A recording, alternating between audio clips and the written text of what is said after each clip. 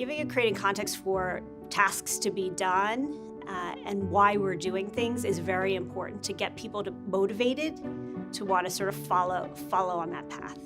The second thing that I do that's a very practical way to motivate people is to recognize.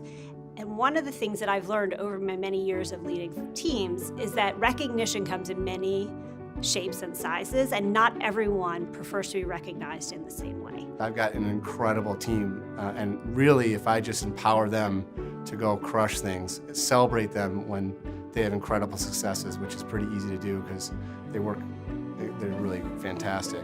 But then also put my arm around them when we've got some trouble and some failures and say, hey, this is a great learning experience, and let's continue to go forward. I look at the people themselves, and so people that are coming in to join an organization or to join my team, it starts with how are they self-motivated? Why are they there? Why do they want to be a part of your team? Why do they want to build products or media or experiences? And if there's not an underlying passion or reason for them to be there, all the other motivating factors will actually end up coming up short or be very short-lived.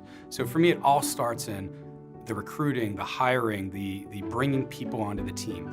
I think to truly motivate your team, you can't just be sort of the captain on the ship telling them this is the direction, this is where we need to go.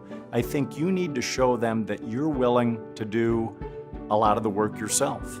It's important to delegate, obviously, as a leader, but you can't delegate everything.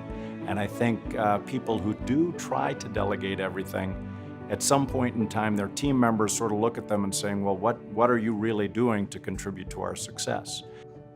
So I think in terms of making people feel unique and important, you really have to kind of engage with people on their level in a way that's really going to satisfy them. In our bi-weekly all hands meetings, we spend a lot of time kind of celebrating the victories and successes of people. For other people, they may be a little bit more reserved, or they may not see the strong need to have a group of their peers or their bosses kind of like validating the work that they've done.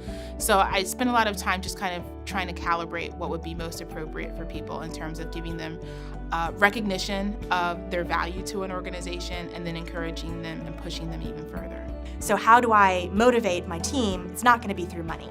It's going to be through other things. It's going to be mostly through the size of your impact. In that way, I think it's something that should be very attractive to people coming to booth. So with Walmart specifically, it's a huge company that can have an outsized impact on the world, whether that be through sustainability, the number of millions of people and companies that you can influence by changing your packaging or the use of fuel. It could be like one of the first projects that I worked on in electronics, where we launched a new cell phone policy that after it launched, it hit 4,000 plus stores, and that was amazing to me, the scale of influence that I could personally have on a project. So it's those types of things that I think are very motivational, either from a personal satisfaction point of view or just the heaviness of that responsibility, and that can be very attractive.